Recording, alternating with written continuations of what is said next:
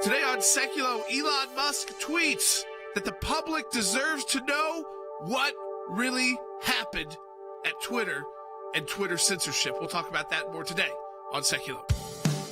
Keeping you informed and engaged, now more than ever. This is Seculo.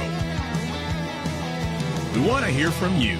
Share and post your comments or call 1-800-684-3110. And now your host, Jordan Seculo.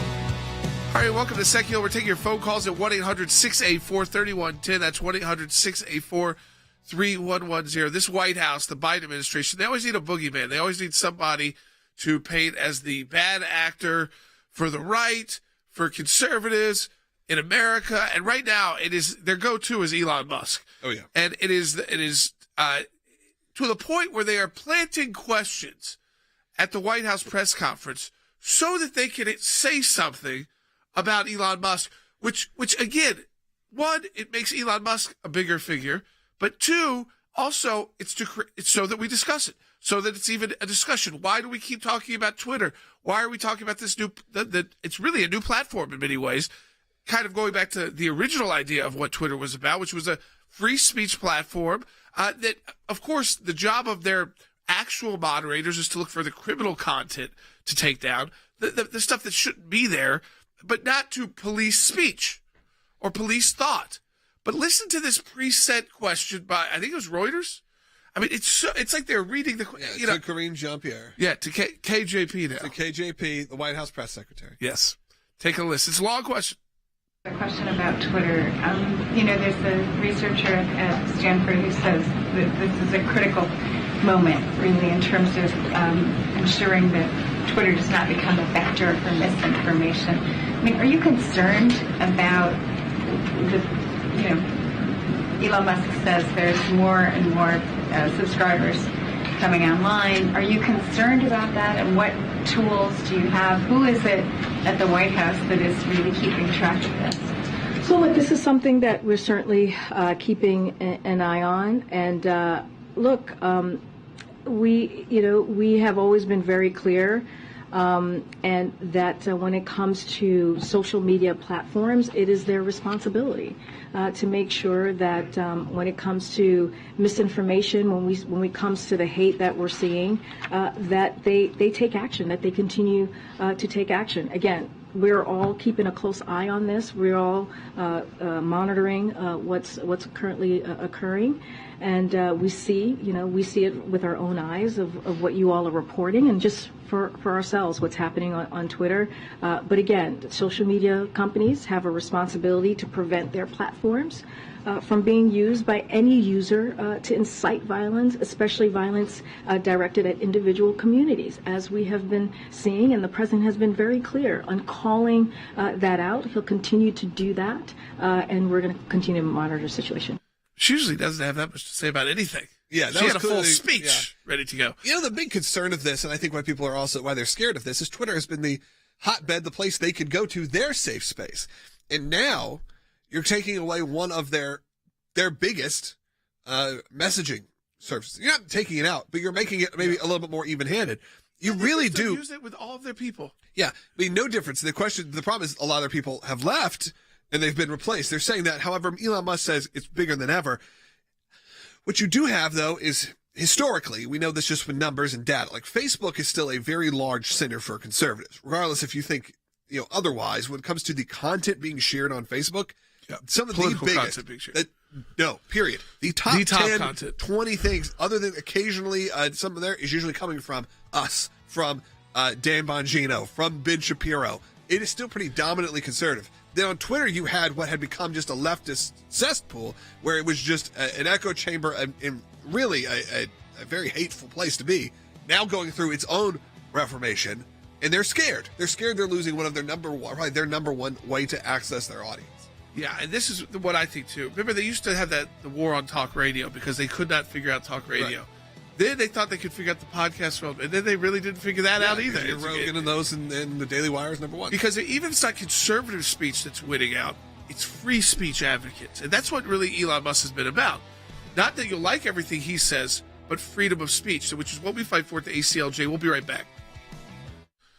Elon Musk has been called out for opening the floodgates since taking ownership of Twitter. On Monday, White House Press Secretary Karine Jean-Pierre issued a warning aimed at the billionaire. We have always been very clear, and that when it comes to social media platforms, it is their responsibility to make sure that when it comes to misinformation, when it comes to the hate that we're seeing, that they take action, that they continue to take action. Again, we're all keeping a close eye on this. This is very problematic. We don't need the White House to intervene in what Elon Musk is doing in Twitter. Elon Musk is allowing for transparency. He's holding these companies accountable. And he's actually the whistleblower within Twitter. Elon Musk is vowing to expose Twitter's history of censorship, insisting, quote, the Twitter files on free speech suppression soon to be published on Twitter itself. Give the public transparency as to how these decisions have been made over the last couple of years. I personally think that is what the media is actually most frightened of, is exposing the way in which government, classical media, and social media conspired. And I think that is exactly what happened over the last couple of years to suppress information. I say, let's disinfect that with sunlight. If you're truly trying to protect democracy, you want this out there. Because if, in fact, the government collaborated with big tech to censor a story that potentially swung an election, this is, by definition, election interference. This is the thing we've been lectured about the whole time. So I think anybody who's really trying to bargain in good faith here should want this out there. We want an acknowledgement. We want to know that all these conspiracy theories that we had about being shadow banned, censored, deplatformed on the Twitter platform were, in fact, valid and real. Aren't we beginning to see why it is that liberals are so crazy angry that Elon Musk has gotten involved in Twitter? You feel like there's a thread going to be pulled and everything is going to become unraveled.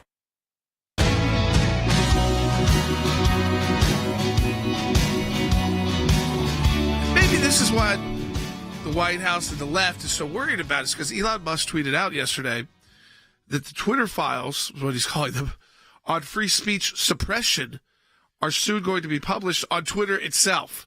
So we're going to know how Twitter was canceling people, taking people off, suspending, why even parody accounts couldn't get free, like Babylon Bee, which is a joke, just like The Onion, which is the liberal version. And they're both funny, and both sometimes offensive.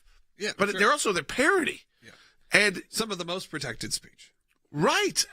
So this idea, again, that the left is freaking out over free thought, freedom of speech, it just tells you, I think that they know when they don't win out when people can just speak freely. Look, there is a big concern, and then we're going to talk about this, which is whether the App Store for your Apple iPhone, when we first brought it up this morning, I'm like, they're not going to do this. They're not going to take Twitter off the App Store. Now, I don't personally even use the Twitter app, so I'm not necessarily affected. You don't use the app? I use it. I am a browser person for Twitter. Interesting. And I have some reasons why. But I'm a browser person for Twitter. But most people are on the app. Yeah. And we do know once they start removing apps, it does really affect your reach and your numbers. And I think Elon Musk was tweeting back and forth about what they call like digital MAGA, which is Microsoft, Apple, Google, and Amazon, and how they have so much control over really the voices that get heard. And it is a problem. And now, where I originally said they're not going to remove Twitter, because Twitter does still, I can attest to itself, have some moderation happening right now. The reason that something like Parler got removed was their lack of moderation, and really what became hate speech, I think there was even a lot of illegal activity. There was drugs and sex trafficking and things happening through that portal was enough for them to shut it down. Even if it was conservative leaning, there was that. Where Truth Social has actually been able to keep themselves on is they have some moderation. And if Truth Social exists, my assumption is Twitter will still exist on those app platforms. However, Apple has, look, I'm an Apple device user. Apple has kind of signaled that some sort of restriction may be coming. And Elon said that they had reached out to him about the potential of it being removed. And you saw some things that happened. Apple pulled all their advertising. Yep. And then the head of the App Store has deactivated, so that Apple's like actual guy who's the head of the App Store deactivated his Twitter account. So there are actions being taken. We were talking about this in the meeting today. What happens when an app that you have downloaded is removed from the App Store because of these purposes, and eventually the app can't update? Yeah, that's what happens. You'll have it on your phone for a while, but when the phone updates or you get a new phone, Right. You're not able to get it. It doesn't exist This, anymore. I think would spark a whole new wave of in the tech world of almost like not the free speech phone. Well, I would assume, which he's saying he might create. Yeah, he did. Because I don't mention think that. I'm not sure the Android world would be so much better. No, and they do the same stuff as Google. I mean, they're doing the same type things through their software and systems. Right. So there's not all that much difference. However, when you look at what he's done, could he create a new phone? Sure. Could all of that stuff exist? Like I said, I don't think we're going to get there. I think that if you probably look, I haven't looked at the App Store, but I assume Twitter in the social category, and probably in general, is still a pretty high downloaded app. I don't like that the head of the App Store deleted his account because you go, hey, you're the head of the App Store. This is one of the biggest apps out there. You probably should be monitoring what's going on, whether you like it or not. Right. And you don't have to advertise on it. That's fine. Yeah. But essentially causing a little hissy fit. That's ridiculous. Yeah, I want to go to the phones. 1-800-684-3110. I want to hear from folks, too. We've asked this question, but the more you keep hearing about Twitter, have you reactivated an account, or have you gone back on Twitter? Maybe it was kind of dormant for a while. I will say, I went from letting our team really manage my account to getting much more active again on Twitter, following a lot more closely. I had a friend send out something funny today. We'll get into it later because in this press conference where the U.S. players, the Iranian media was attacking the U.S. national team, by the way, that's at 2 p.m. Eastern time today if you're listening to us live, U.S. versus Iran in the World Cup. And they made fun of the way he said Iran. And I had a buddy tweet out today, and I think this takes freedom of speech. And he's a provocative guy. I won't name him, but I don't think he would even care. And he tweeted out, how do you say Iran? Because I want to make sure I'm saying it the wrong way. Yeah.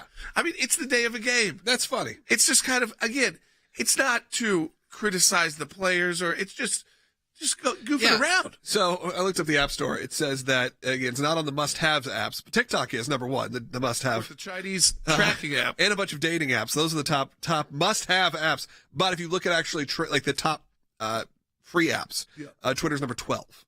So still, yeah. I mean, think about that. It's still the number 12 most downloaded app, and it's been out a long time. 17 years. Which means everybody who's buying a phone is still basically putting it on their phone.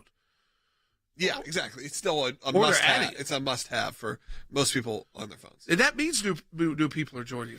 Look, I think I did the same thing. I was completely, I'd shut down my Twitter account for years because it had gotten so hostile and really I would just go on there and be... Well, I always felt like I was going to get kicked off, so better just to use it for ACLJ and keep it safe. I just kept it locked down, but then I have kind of dipped my toe back in the water over the last year, really when the Elon stuff conversation started happening. And now I'm fairly back on there. I'm having interesting conversations, very interesting people, and most of them are pretty, middle of the ground. There are people who are... I'm retweeting someone like Mike Pompeo and then getting a response from, a celebrity artist that I don't even really know. And we're having an interesting open discussion. That is the kind of thing I hope happens on this platform once again, to actually have those less hateful discussions. But, we'll see what happens in a few months. We'll see what really happens. If it gets removed from the App Store, that's going to be a big problem. But I really don't foresee that happening. Let's go to the phones. Lisa in Georgia on line 1. Hey, Lisa. Good afternoon. I've never belonged to Twitter. I am so proud of this rocket man, this hero, this satellite man. I am so proud of him that he is going to take this stand, the richest man in the world, for our freedom, for America to continue to have free speech, or get it back. That I am going to go ahead and download the app, and I would willingly pay $8 a month, even if I didn't use it, just in principle, to see. I can't imagine a better place to give my money today. I'm so proud. What I think about that is you're probably not going to agree with everything Elon Musk has to say. He has very controversial opinions. The man wants, but he allows you to have yours. Yeah, but he wants to put the Neuralink in your brain. There's a lot of things that could happen with Elon Musk. However, what I've said, and I've said this before, and I will keep saying it, is it feels good to have someone who feels like they're on your side, even if they're... We need billionaire centrics on the side of free speech. We need our Willy Wonkas, and he is that. And I like... The left has tons of them. Yes, and I like that he has said, there's some weird arbitrary rules he's thrown in there and been like, I'm not going to allow this person because of this personal beef I have with them. I kind of like that because we need that sort of eccentric character. I think the world needs it. That you need, especially if you have one that's on the free speech side, I enjoy it. I like it. I like the fact that you have this discussion again. I like that sort of Willy Wonka-esque person he comes up with. The electric car, as you said, you love the fact that when you see now a Tesla on the road, it used to be a sign of, oh, yes, I'm helping the environment. I am an electric car. I'm a wealthy liberal. Yes. Now it's the sign of, I am a wealthy liberal, and I'm having to drive around what they consider probably like a hate wagon. Yeah. And I like the Alyssa Milano thing where I got rid of my Tesla and I got a Volkswagen because they've got no history. And again, I drive a Mercedes. Like, it doesn't, the history to me does not matter. But when you make it an issue, you're making your statement about it. And Volkswagen was created by the Nazis. And we said, Tesla, let's get some new models out there. Maybe we'll consider it. I've thought about it too. I have that Cybertruck, that crazy looking thing. That's what got my attention because it had hopefully it was going to have the bullet. Remember he threw the rocket through the window? Yeah. See, that's the kind of stuff that's interesting. He is an eccentric guy. It's not all perfect. He threw it, right. It's not, not even sure that we were supposed to do that yet. He's not afraid to fail. To fail and to kill a project. Remember all the rockets that didn't launch? Yeah.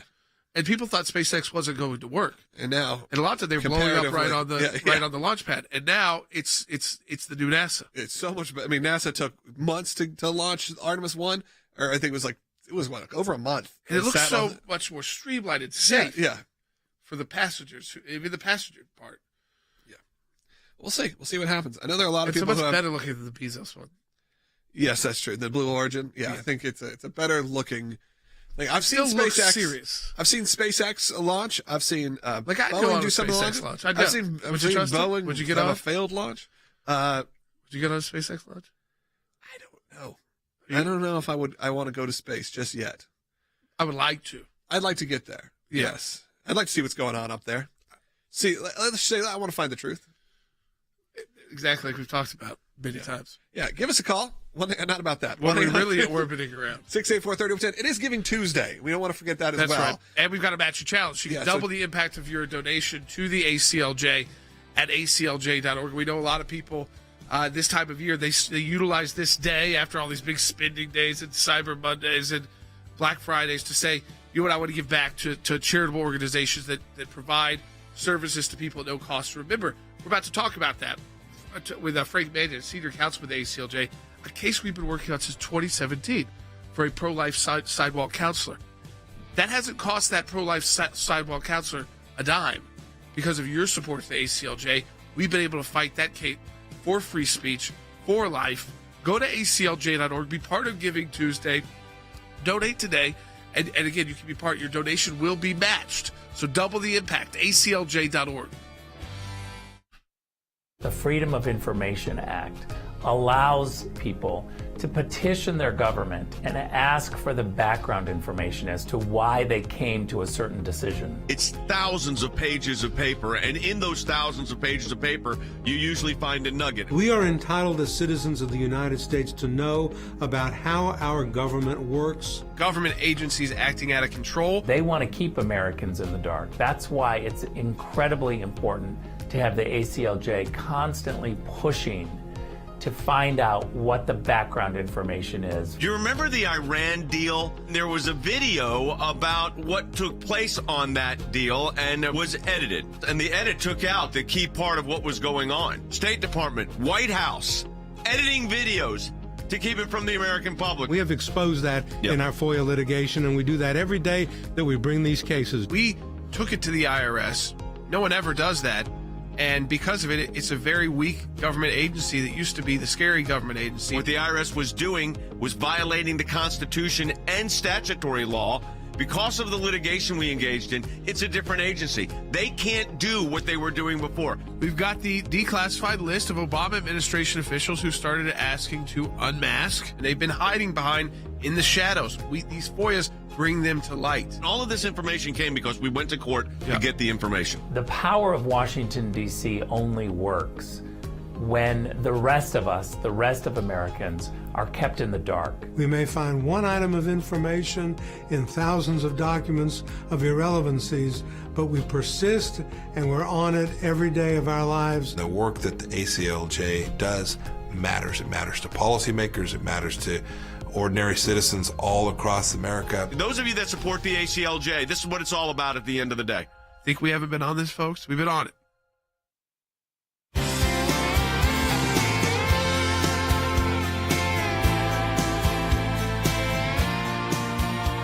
All right, welcome back to Secular. I want to take Diane's call, then we're going to get to Frank Mannion on a life case that we've been working on since 2017. But Diane's been on the phone in Nevada online, too. Hey, Diane.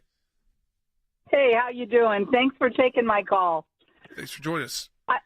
I just felt compelled to call because I believe, people go out and they protest for all kinds of reasons and they do things in the streets. But here in America, these big moguls think that they own everybody and they can tell us what to do. Well, we showed them with Facebook, we showed them with Twitter, and we showed them with Disney.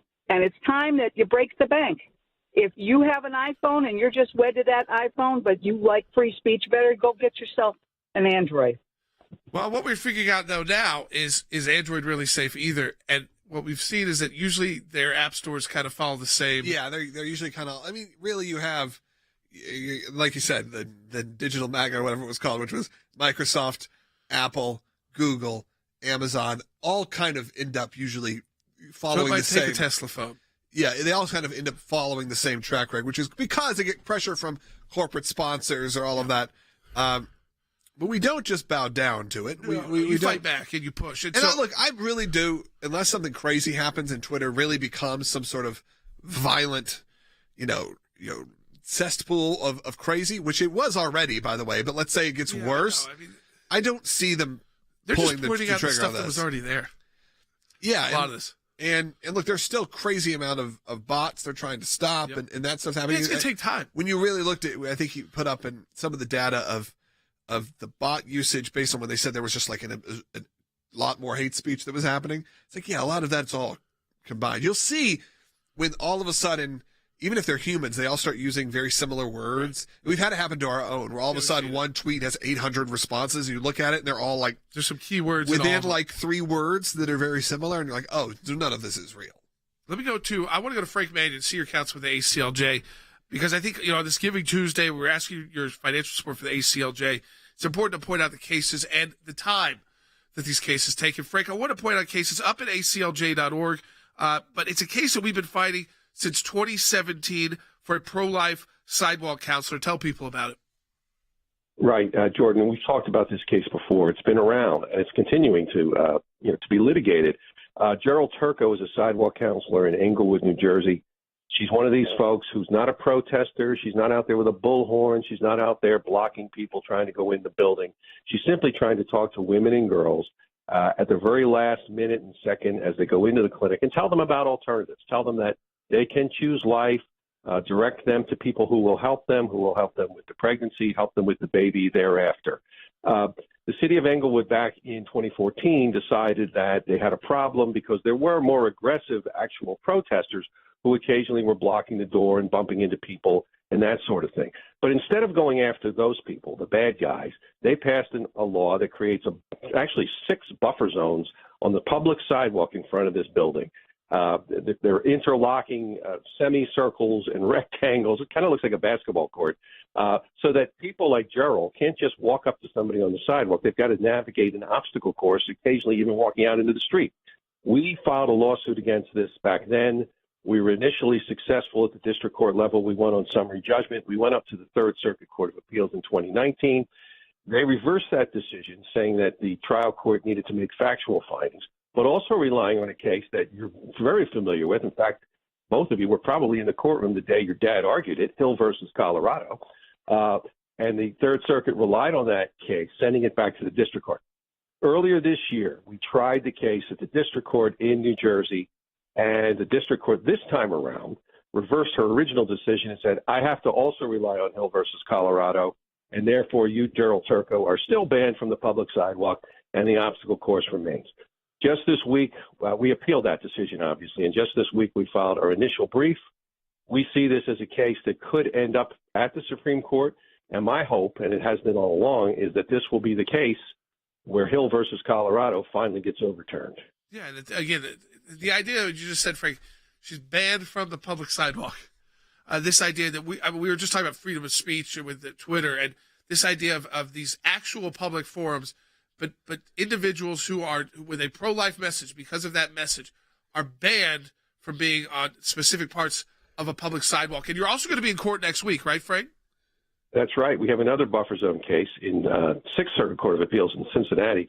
Similar situation. It's another buffer zone law, this time out of Louisville. And as you know, it's advantageous when you're trying to get a case before the Supreme Court to have multiple cases coming up through the pipeline, because you get a split between, say, the Sixth Circuit and the Third Circuit, and that's just the type of case the Supreme Court likes to pick up and run with. And it's my hope that that's what's going to happen with one or both of these cases. All right, folks, the blog is up from Frank Mannion at ACLJ.org, fighting the abortion distortion in federal appeals court, even after Dobbs, to defend pro-life sidewalk counselors, defending pro-life free speech. Frank, I appreciate you joining us, and appreciate, again, the dedication these cases take. It's a good example, Logan. This case started in 2017. It may ultimately have to be decided by the U.S. Supreme Court. You can't be a fly-by-night organization with no resources to fight a case for 6 years. Yeah, exactly. I think people need to understand that this court system does not work fast, but that's why we have to deploy resources. Look, I mean, you got to think, when this case started, we're at a very different time in the country, very different president, pre-COVID. All of those things have happened in the time it took to actually fight this out, and it still could be a bit till we get there, but things are actually starting to shape up. I know that sometimes feels discouraging when you are looking at that, but we are in it for the long haul. Been doing this at the ACLJ for 40 plus years, and that is why we are here. So if we really would appreciate your support right now. Kind of double. It's Giving Tuesday, which is a big day, kind of coming off of Black Friday. It's a big day for charitable donations. It's one of our biggest days of the year. Plus, bonus, we're in the middle of a matching challenge, which means if you donate today, it's effectively doubled. There's another group of donors who said, hey, we'll match any donation that comes in the month of November. So if you're like, hey, things are rough, I can only give $5, that's okay. Go ahead. $5 becomes $10, 10 becomes 20, so on and so on and so on. And that is right now during this matching challenge. Again, this work is not short. This work takes a lot of resources. If you could, again, if I always say, if you could flip around the cameras and see the people who are working just in the media center, you'd see just an incredible group of creative and innovative people. Then you take that camera and you go worldwide and you see what we're doing. It is wild, the work of the ACLJ. We have a lot coming up. You're going to hear a lot about our international work now. Now that the COVID kind of lockdown stuff around the world has started to kind of be a little bit relieved, we're able to get back into some of these countries. We already have offices there, but us personally are able to get back in these countries and really see what's happening. And that is going to take resources. Yeah, our director who oversees our office in Pakistan from the U.S. was just in Pakistan, was able to bring back footage and stories. And so we're preparing that right now as we speak for you so that you can see basically what we've been doing there for a decade. And it was finally safe enough there to do the stories. We never want to put our clients in jeopardy also. And these are serious cases where you've got rape, death. We have a new case up where we're fighting for a teenager at the time who has been sentenced to death by hanging for blasphemy in Pakistan. That's the kind of work we're doing. It's the kind of work you're supporting at the ACLJ, and you allow us to continue to do that work. And it continued through COVID, which is a little bit harder to tell the story. Like you said, the staff that was there was in place, whether it was in France, whether they were in Pakistan, whether, again, we were talking about Jerusalem. And, of course, all of our U.S. offices that focus here domestically, which is number one focus of the ACLJ. We want you to support our work on this Giving Tuesday at ACLJ.org. Be part of this, again, matching challenge on Giving Tuesday, where you can double the impact of your gift. It's not some goofy thing that we're saying it's 300 times match. We have donors that will match your donation today. So it's a great time, if you can, to donate to the ACLJ. Donate today, ACLJ.org. Be right back.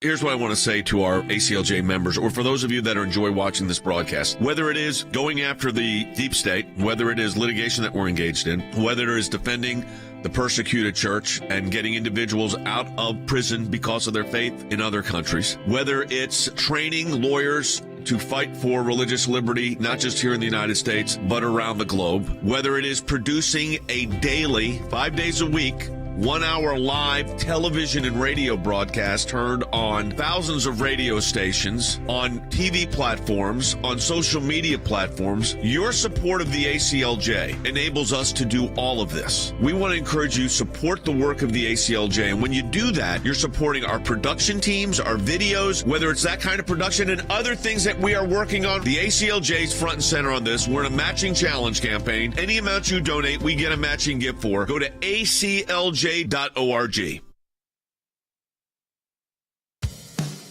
Keeping you informed and engaged. Now more than ever. This is Seculo. And now your host, Jordan Seculo. All right, welcome back to Secular. We're taking your calls too on Twitter to free speech. We just had Frank Mannion on because so much of the heart of our pro-life cases is ultimately the freedom of speech and fighting back against abortion distortion. This idea that you can treat someone differently on a public sidewalk legally because they have a pro-life message than someone who either is selling something or has a different message that's not pro-life, they get treated differently in the United States. And we fight back against that. And, one thing to remember is that case started in 2017. It may make its way onto the U.S. Supreme Court, ultimately. May. Think about everything that's changed and what we've gone through. But Roe versus Wade has been overturned. So, there's been huge shifts in our country in these battles. And, again, you're a part of that because you support the work of the ACLJ. We're talking about free speech today because, again, the White House seems, and the left, they love to make Elon Musk. I think what they're trying to do is put him on a pedestal so high that he's easy to knock down. We're very careful on this broadcast to say he's not a politician. He's not running to be a Republican. He's not even I would say, traditional, by any means, conservative. He's an eccentric billionaire who supports free speech and that's good. Investor. And that's good. Yeah, there's good things about him. He certainly is more on our side than isn't, but also he's someone who has historically, and he said this, been a Democrat voter. He's more recently become more conservative as the party has gone more left. And sure, there are the funny things where you always saw he opened a cabinet and found an entire selection of Stay Woke Twitter merchandise that he had. And he's like, what do we do with this? And then he put us his own version that just said stay at work. It was so and that's what they were getting so upset about. They're going after him for saying people got to get back in the office. They got to pay for their food. And then Bob Iger does his big conference yesterday, is the new head of Disney once again, and said, what's the first thing he said? People need to be working next to each other again. So we're going to be working back away from the remote working. He doesn't get any blowback. Only the eccentric, loud Elon Musk, who's willing to say offensive things to a lot of people, but have some fun with his own platform. Great. If anything, at least we have an insight to the person running it. He likes to troll people. Because like Jack Dorsey, I think we've actually probably learned in the last year. He wasn't as bad. He wasn't this necessarily this crazy evil guy that we kind of felt like he was. Taken over by the woke. But so now you have one of these guys out there, one of the eccentric geniuses, as you said, who's so active, we kind of know what's going on in his brain. It's not unlike Donald Trump. And the fact of he was saying in real time, you could find out what this guy was feeling, what his emotions were. It's kind of nice. Yeah. It's kind of nice to know. I want to go to Mary Ellen, Illinois on line 3. Hey, Mary Ellen. Hey, how are you all? Thank you for taking my call. First of all, I used to listen to you, Jordan, or watch you or follow you on the Twitter and loved it.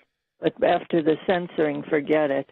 But listening to your press conference clip, I noticed there was no mention of free speech, our First Amendment right, in that language she used. Only misinformation, disinformation, and that tells me they believe they're the voice of truth, and they'll want others to have access to our ideas or us to have access to their ideas. And I think that's what you just talked about. You just brought up a good point. It's ideas. You can have ideas that are not always turn out to be right. That's why you have ideas. You have to. We wouldn't be able to create new things in our country if you didn't have mistakes and sometimes fail. We talk about that a lot in the United States. It's a part of our country's greatness is that you can fail and fail and fail and then finally succeed. Yeah. And it doesn't mean you were bad at the beginning. And again, that happens with ideas and ideology and also policies that you want to try. This idea, there's only one policy that's right. And if you have a pro-life policy, well, that's misinformation. If you're a pro-life pregnancy center, you're putting out misinformation. We don't have time to play the bite. The follow-up question to KGP, maybe we can play it when we come back, was who's doing this at the White House? And I would like to know that. Who is it? What are they even doing? What are they going on Twitter? See, there's lots of people on Twitter. Yeah, exactly. And by the way, lots of liberals still on Twitter putting out very liberal policies that I disagree with. Yeah, if anything, they should be on there to be the voice for their side. They come attack us. Don't say that. I'm not advocating for that. Our ideas. Not personally. Sure, have a discussion. Yeah. Be civil. Ish. It's really, I feel like they can't be civil. They get so enraged when they see like a pro-life statement. Oh, yeah. That they have to like go nuclear on you. Thanks to your support of the ACLJ, we have had many victories. The report is coming out. It shows that not only did Tea Party groups get more scrutiny, but so did a host of other conservative groups. It was something that no one could believe our government was even capable of doing, and now they were admitting it. It's one of the most significant wins in the ACLJ's history. To take on the IRS and win, for the ACLJ, life has always been a top issue. Barbara, I am here at this site because there are thousands of people and millions across America that say abortion's murder. When you're fighting for the life of the unborn, you're on the right side of history, you're on the right side of law. These are young people in their 20s and 30s that are doing this, are fighting for life to beat back the abortion juggernaut. It's very important that we remain hopeful that the courts that the Trump administration was able to impact will give us good rulings that are based in law and sound reasoning. This is one of the social issues we're winning. There are historians that point out that religious persecution is at its highest level since the first 3 centuries when the Roman Empire led religious persecution. A mid-state pastor's family is fighting to bring him home. We are getting my husband after 7.5 months.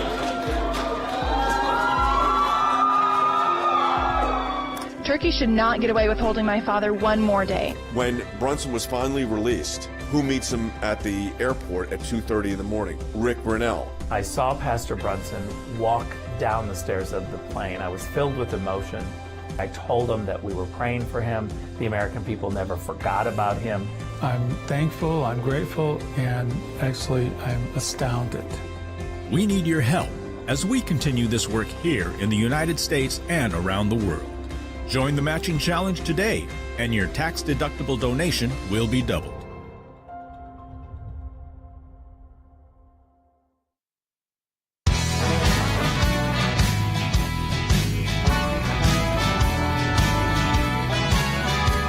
right, welcome back to Second. I want to take David's call out of South Carolina on line 1. And before I do, let me play this soundbite, because this is the follow-up to KJP when they say, why is she... Who's doing this at the White House? Who's keeping track of this? I don't even know what this means when you're talking about Twitter and free speech. Take a listen. What tools do you have? Who is it at the White House that is really keeping track of this? So look, this is something that we're certainly keeping an eye on. And we have always been very clear. And that when it comes to social media platforms, it is their responsibility to make sure that when it comes to misinformation, when it comes to the hate that we're seeing, that they take action, that they continue to take action. So there you go. Let me go to David in South Carolina on line 1. Hey, David. Hey, guys. How you doing today? Good.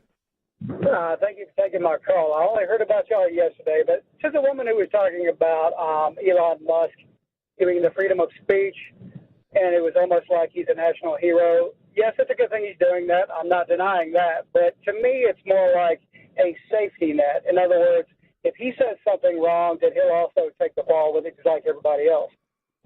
Yeah, I think there is important, David, to not set someone up on a pedestal that they can't reach. Not asking to be on that pedestal. And by the way, again, not running for office. Yeah, and he posts very kind of comedically profane things. Yeah. He's a bit out there.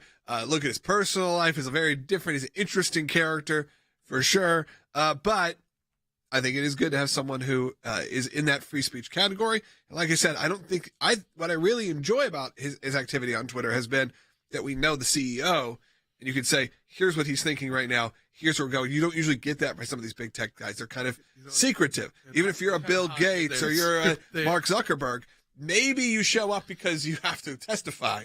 But beyond that, you're not doing a lot of real-time, talking. And this gives you opportunity to have someone like that. Jack Dorsey was more of a libertarian than we realized. But he came across as this guy who was like living in the middle of nowhere, hidden location. You only see me pop up, beard, nose ring. You're like, who is this guy? And he talked about as crazy. He would only eat things, and you just realize they were living in some different world. They kind of played into oh, he must be a liberal. But when you actually see the discussion, he was pretty excited about Elon taking it over and getting Twitter back to what it was supposed to be. Now, we talked about freedom of speech. There are protests going on in Iran, continuing to go on for 2 months. We know we're going to talk about the Iranian soccer team playing the United States today, and of course, we want the U.S. to win and beat Iran. But at the same time, too, those soccer players are their lives are at risk now because some of many of them didn't sing the national anthem during the first game. They did during the second game because their families all got a visit, saying they could be arrested, killed, or imprisoned if they don't. So understand when you're watching those games. Yeah, it's a win and lose, and we want our country to win. But these players, including the captain, who criticized his own country after their first game, I want to bring in Wes Smith because Wes, at a time where in the world that we're looking at all these different issues going on, Iran has been taking some dangerous steps when it comes to their nuclear program. Yeah, they actually, the IAEA, the International Atomic Energy Agency, has now officially confirmed that Iran is going to enrich in uranium up to 60% level. We think they've already been doing that, but they have 2 different facilities, one at Natanz, one at Fordow, and what they're doing now, which is unusual, they've been enriching at 60% for a long time at Natanz, which is buried underground, but still, it's vulnerable to our bunker-busting bombs, as they call them. But Fordow is in a mountain, and so the IAEA says they are now enriching at higher levels there. And that particular nuclear facility is almost impenetrable. It's 260 feet underground. And of course, the real fear for experts around the world, and should be for all of us too, as far as Iran getting a nuclear weapon, is that at 60% level, they are so close to the 90% level, which is weapons grade enriched uranium, that they say that the breakout time, the time to go from where they are now to actually possessing one nuclear bomb, has gone from months to now probably a matter of days. So this threat is real. The IAEA issued a warning to them. Iran, of course, is not heeding that warning. They've been violating the JCPOA, the so-called Iran nuclear deal, for a couple of years. And the Biden administration wasted valuable time trying to negotiate with them to re-enter the agreement, and actually lifted some of the sanctions on Iran, which was the one thing that was really holding them back as far as their weapons development. Yeah, it's hard. We got a statement from John Kirby, who's now at the National Security Council, the White House, saying there's no diplomacy right now underway with respect to the Iran deal, that we're in an impasse, and we're not focused on that. So, I mean, some of that's the protesting going on there, the human rights abuses. Yeah. But we saw, just to put it in perspective, Iran was supposed to cap their enrichment 3.6%. Yes. At that point, you can have a energy program that's peaceful. So there's no purpose to go to 60% unless you're just trying to threaten the world. Absolutely. To say we might go that next step. All commercial production of electricity, for example, that 3.76% was perfectly, able to do that. You do not need 60%. There is no use for a 60% level, except as a stepping stone to get to weapons grade enrichment at 90%. Meanwhile, Jordan, what do we do at this point? Israel has vowed that they will not allow this to happen. The Biden administration has vowed the same thing, although I'm not sure that the administration is as resolute as Israel is. But at this point, with the Fordow facility 260 feet inside of a mountain, probably the best bet would be either sabotage or a cyber attack. Experts that talk about this say that if you try an air attack, it is very complicated. You have the issue of overflight permissions over various countries. If you go around those countries, the U.S. would have to provide the refueling tankers for Israel's aircraft. It would take, they say, even if it worked, multiple strikes on the mountain with these bunker-busting bombs, because you'd have to hollow it out one strike at a time, multiple strikes, which means you run the risk of our pilots getting shot down and captured in Iran. I mean, it's a real complicated issue. The new Top Gun movie. Yeah, like that's basically what, like the way that they had to take out that. And again, I mean, I don't want to give it away, but this nuclear site, this undisclosed enemy country in a mountain, it took multiple perfect, precise weapons to go through to basically be able to get through the how deep it is. So again, high risk. Yes. So we might see though more. I would imagine, and again, we don't know about it, but more of these the kind of cyber attacks on Iran. Right. I think Israel really is serious about saying they will not allow it to happen. Their intelligence agency is better than anyone else's in the world. I'm sure they're looking at it. And again, as you just said, probably a cyber attack or even sabotage might be the preferred way to go. Iran is a dangerous country. They're oppressive. They have vowed to wipe Israel off the face of the earth. They also see us as the great Satan, Israel as the little Satan. This is a serious issue because unless something really happens, and we don't know all that's going on behind the scenes, both with our government, our military, and Israel's, but unless something changes, it is likely that in the very near future, Iran will be a country with a nuclear weapon, and they already have the ballistic missiles that they are perfecting in order to carry that weapon. And that changes everything in the Middle East. I mean, you'd have an arms race in the Middle East, in the Gulf states, countries that would want nuclear weapons to protect themselves. And again, you've got a government there who has a religious ideology to bring about the end times through a major action. And so it is, again, not a trustworthy nation to have that kind of power either, based off just their rhetoric. It would be so dangerous for the world. Now, look, we did have someone wrote in on Rumble, said, since it's a matching challenge month, will there be a Jay Secular Band concert tomorrow night? And there will be? Yes, there will be a Jay Secular Band concert tomorrow night. It will be at 8 p.m. Eastern on all the social media platforms, on YouTube and Rumble and Facebook. You can find it there. You got new music. I've heard some of the new songs. They're great. It's a really fun night. So tune in tomorrow night, 8 p.m. They're going to have a great show. And make sure, again, this is the middle of the matching challenge. This is the end of the matching challenge now in the month of November. Also, it's Giving Tuesday, one of our biggest days of the year. So we don't want to just harp on fundraising, but look, you're getting all the emails from everyone else. Yeah. This is it. This is one of those big days here at Giving Tuesday. Yeah, so we encourage you to go to ACLJ.org, be part of Giving Tuesday, be part of our matching challenge. So it just so happens on this Giving Tuesday, we already had a matching challenge in place where donors set aside, we had a group of donors set aside, say, we'll match those donations that come through in the month of November. Now, you have to make the donation to trigger the match. So, again, the donor who pledged to match your donation that donation doesn't come through unless you make your donation. We have to hit the goal. So go to ACLJ.org, donate today. If you donated $20 to the ACLJ, that's the equivalent of $40 for us because it triggers a $20 match. Again, the website is ACLJ.org. You'll see Matching Challenge slogan right on the homepage. It's a great place to go. You can do it in a couple minutes. It's safe, it's secure, and you can support us today. Yeah, go to ACLJ.org. And as I always say, not just to support the work, that's obviously what we're asking you to do today. However, the amount of content, people like Wes, that is on this website really need to be diving into the incredible blogs, the news stories, the videos, and all the great free content that we provide on ACLJ.org and on the ACLJ app. So find us there. We'll be back. One more segment coming up for the day. Officially, efforts to revive the 2015 nuclear deal are still underway. In reality, Tehran continues to test international red lines by gradually advancing its nuclear program.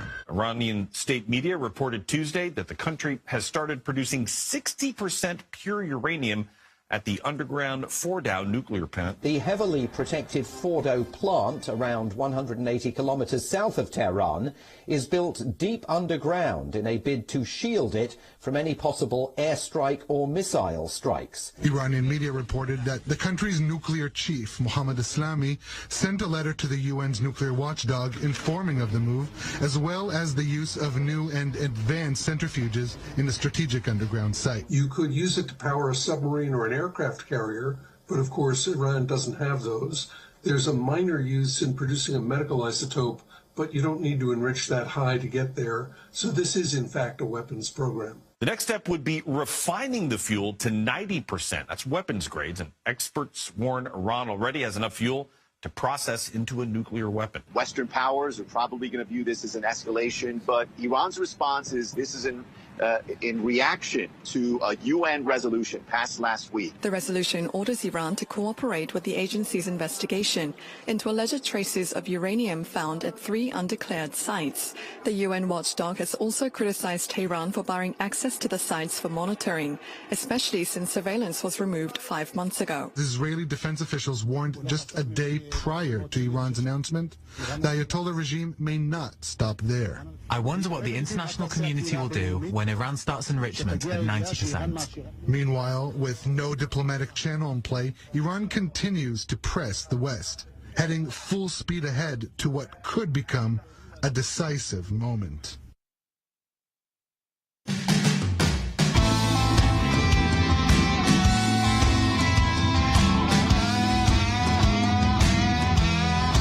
All right, welcome back to Seco.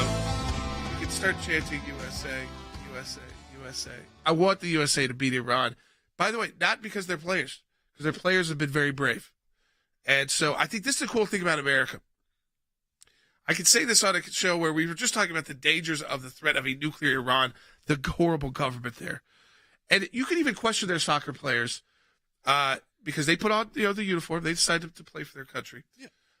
But the captain of the soccer team has gone on the record after the first game and said, things are not good in our country. It's very bad what's happening. They didn't sing the national anthem the first game. What did the Iranian Revolutionary Guard do? They showed up at their families' homes in Iran and said, you better sing the national anthem. And guess what? Game 2, they were. They've also sent their reporters in to press conferences not to talk about the soccer match or the football. Yeah, for political unrest. But to grill our players about how they say Iran or racism. To get America kicked out. Yeah, they tried to get us kicked out because of a flag incident, which it's such a small picture. I don't even know if it was one. Yeah. It was like they were, I feel like they're searching for it. Yeah. I want to play this bite. Because, again, the Iranian reporter says, basically, you can't support us if you don't know how you pronounce it. Do we have the pronunciation from our player? Just take a listen to bite 14. You say you support the Iranian people, but you're pronouncing our country's name wrong. Our country is named Iran, not Iran. Please, once and for all, let's get this clear. So again, something that, by the way, so many people, they're currently playing in a country, by the way, that the actual commentators cannot get straight. There are some people that say Qatar, and there's some people that say Qatar. And I'm not talking about, this is like the mainstream. And it's because they're not English words. It's not English words. So there's not really Sometimes they spell it with a Q. Sometimes they spell it with a C. Yeah. Yes. Yes, the Brits spell it with a C. They do. Yes. Why? No one knows. But you see that nasty reporter. Yes. And then they follow it up. Like first of all, the athletes, their job is not to perfectly pronounce some foreign countries. Their job is to be a good athlete on the field. If they want to get into social commentary, all they were trying to say was, I'm not anti-people. Iran or Iran, that is like the most, everyone makes that mistake. Yeah. It has nothing personal about the country. No. There's a lot of other reasons not to like Iran. Yeah, they asked him, do we want to hear the actual response back? So there's more as well from this Iranian reporter, and then their response. This is Are you okay to be representing a country that has so much discrimination against black people in its own borders? And we saw the Black Lives Matter movement over the past few years. My apologies on the mispronunciation of your country. That being said, there's discrimination everywhere you go. One thing that I've learned, especially from living abroad in the past years and having to fit in different cultures, is that in the U.S. we're continuing to make progress every single day. I grew up in a white family with obviously an African American heritage and background as well. So I had a little bit of different cultures, and I was very, very easily able to assimilate in different cultures. So not everyone has that ease and the ability to do that, and obviously it takes longer to understand, and through education I think it's super important. Like you just educated me now on the pronunciation of your country. So it's a process. I think as long as you see progress, that's the most important thing. Yeah, Tyler Adams, who's our captain, did a great job. Did a great job answering a question that was a gotcha question that had nothing to do with him, nothing to do with the sport he plays. All it was don't you hate your country because it's racist? Yeah. This is coming from a it's a government-paid-for reporter by Iran that uses snipers to shoot protesters in the street because they force women to wear head coverings. Yeah, and he's asking, how do you feel? I mean, it's a country that is discriminatory by nature. I do think there is that, thought process because you kind of put together, they don't sing the national anthem, and it kind of draws back to people kneeling for our national anthem. What does that look like? We live in a very different world. We live in this should also be proof to America. We live in a pretty great place. No one kills you. Right, exactly. Where you may disagree with that sentiment. It might affect your economics. But they're not showing up at your door, threatening your family, the U.S. government. Right. It could affect your career. It could affect your endorsements because you have freedom of speech, but you don't have freedom of endorsements. Consequences. Yeah, there are consequences to speech and actions. And in America, that's okay. But what you don't, it's not the government. The government doesn't come in and knock on your mom's door because of what you did. First of all, we don't do that anyways. Or even if you did something really wrong. Yeah. But for the speech of your speech, just think about how blessed we are that our players can go. They can say what they want. Again, he did a great job. I want the U.S. to destroy Iran today on the pitch, but I also have a lot of again. I feel for those players. Yeah. Well, because look, it's not unlike what's happening in China right now. And you see that what's happening in China, this sort of uprising and the protests that are happening, something I never thought you'd see, because you do kind of, the way China's propaganda machine works, it sounds bad to say this, but you do kind of assume the people are kind of down for the way their government runs. They don't necessarily seem like they're pushing back very often.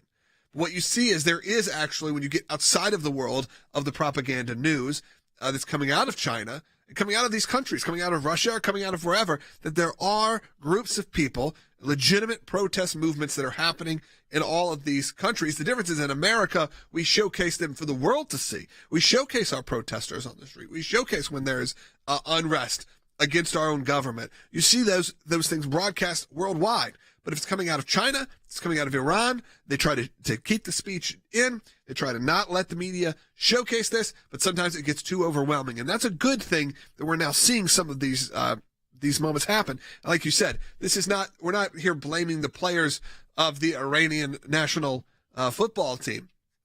That's a ridiculous thing. Yep. However, it will be an interesting sign. We'll see later on as the game progresses.